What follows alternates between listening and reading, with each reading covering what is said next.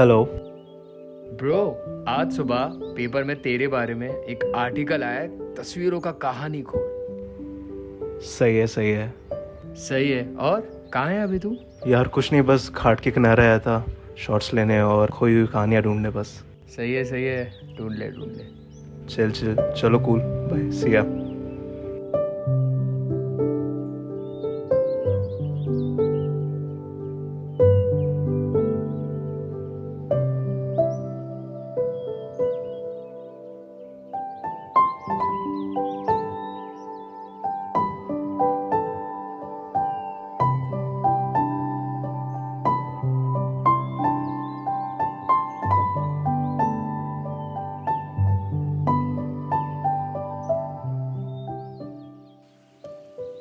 Bruno, Bruno.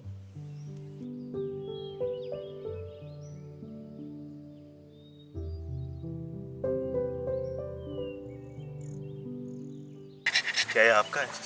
जी, काफ़ी प्यारा है। Thank you. Yes Bruno, good boy.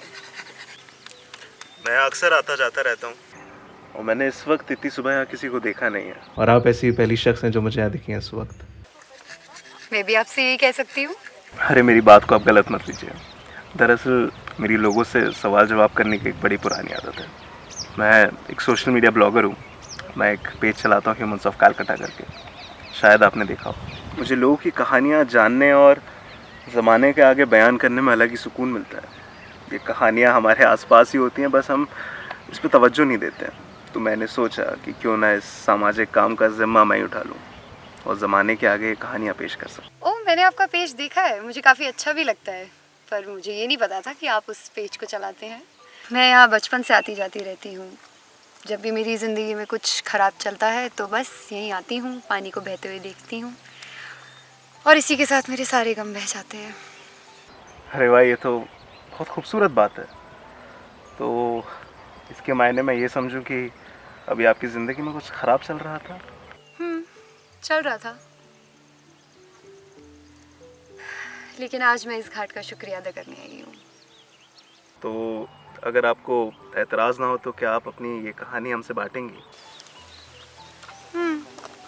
ठीक है।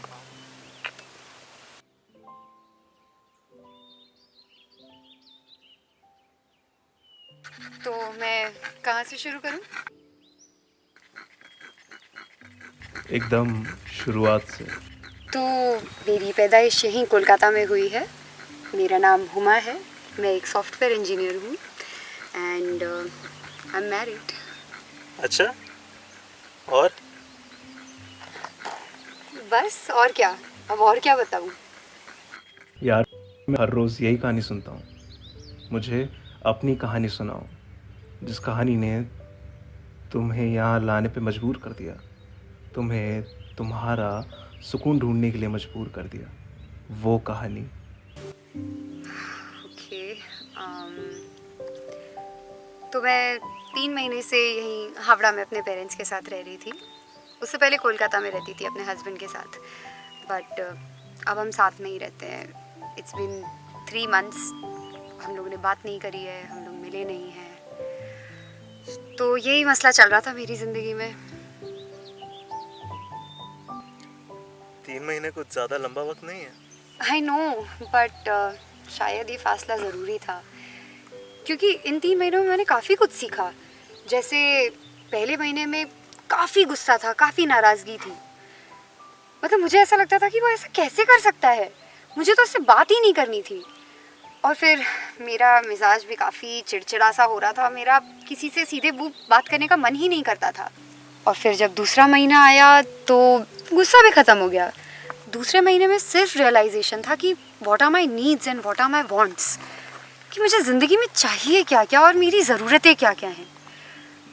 अब जैसे चाहिए तो मुझे बहुत कुछ, बड़ा सा बंगला हो, गाड़ी हो, छोटी सी फैमिली हो, 2-4 बच्चे हों, अच्छा सा बैंक बैलेंस हो, बट ये मेरी ज़रूरतें नहीं हैं। मेरी ज़रूरतें हैं हवा, पानी, खाना, और वो बस यही सीखा मैंने दूसरे महीने में। और तीसरे महीने में बहुत सारी बातें बदलनी थी अपने बारे में, अपने आप को सुधारना था और शायद उसे भी वक्त देना था। पर ये 3 महीनों में जो गुरूर आ गया था हमारे रिश्ते में मेरी तरफ से, उसको भी तो ख़त्म करना था। बस इन्हीं सब बातों में 3 महीने निकल गए, पता ही नहीं पड़ा। तो अब आप वापस जाएंगे उनके पास? जी बेशक, इसलिए तो आई हूँ आज इस घाट पे, इसे शुक्रिया कहने। इसी ने मुझे संभाला है इन 3 महीने में। सब्र और मोहब्बत की काफ़ी खूबसूरत कहानी है ये, शुक्रिया। इसको मैं अपने पेज पे ज़रूर डालूँगा। तो क्या मैं आपके और ब्रूनो की एक पिक्चर ले सकता हूँ फॉर माई पेज?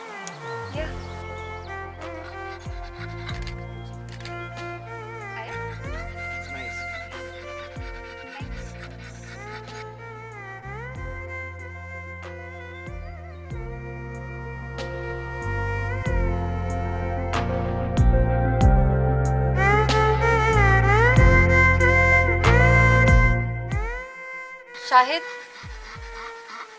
अब अपने घर चलें?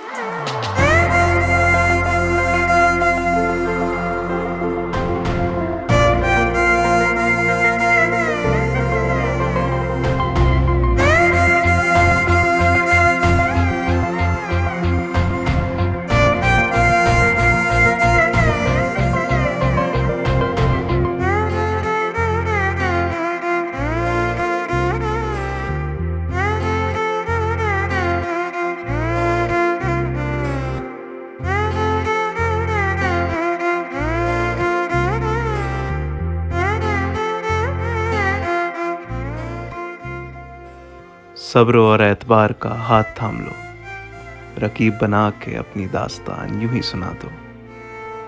जहां तक जाती है नजर तेरा आसमान वहां तक है, बस अपनी नजरों को मेरी नजरों से मिला दो।